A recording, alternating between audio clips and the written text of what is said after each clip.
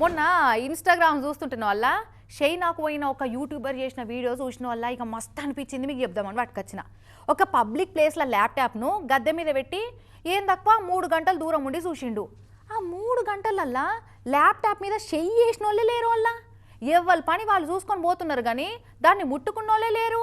అరే గిట్లెట్లా అని మస్తు పరిశాన్ అయిండు.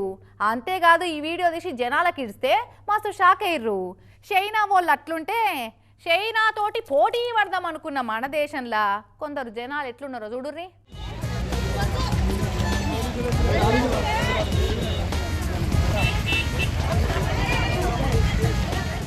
అబ్బా ఎంత మంచోళ్ళు ఉన్నారు వీళ్ళంతా. కొబ్బరి బొండాలను కాపాడేందుకు ఎట్లా తరలొచ్చిరో చూడుర్రి.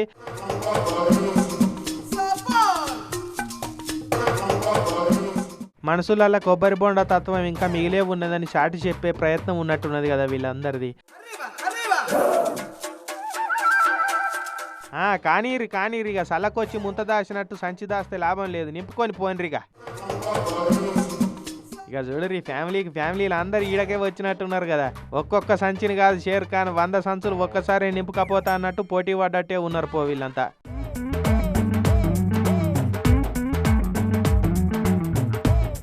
బయట పెట్టిన ఉప్పు బస్తాలనే దక్కనిస్తలేరు, ఇక కొబ్బరి బొండాలను ఉంచుతారు. ముచ్చటేమైందంటే నిన్న రాత్రి ఏలూరు నుంచి హైదరాబాద్కు కొబ్బరి బొండాల లోడుతోటి డీసీఎం వ్యాన్ వస్తుంటే ముంగటోడు సడన్ బ్రేక్ కొట్టిండట.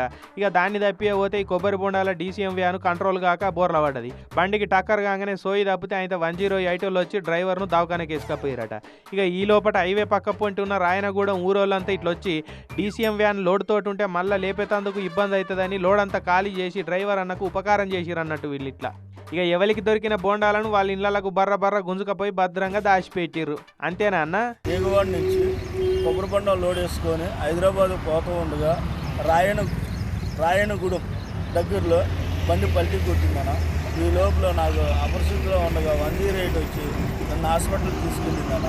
ఈ హాస్పిటల్ నుంచి వచ్చేటప్పుడు ఊళ్ళో ప్రజలందరూ వచ్చి బండిలో ఉన్న లోడ్ మొత్తం తీసుకెళ్ళిపోయారన్న. దాని నిమిత్తంగా మీరే ప్రజలు, నా ఇన్సూరెన్స్ వారు మీరు నాకు ఏదో సాయం చేసి నన్ను ప్రయోజనం చేయాలని కోరుతున్నాం అన్న. నా కష్టాల్లో అర్థం చేసుకున్నాను.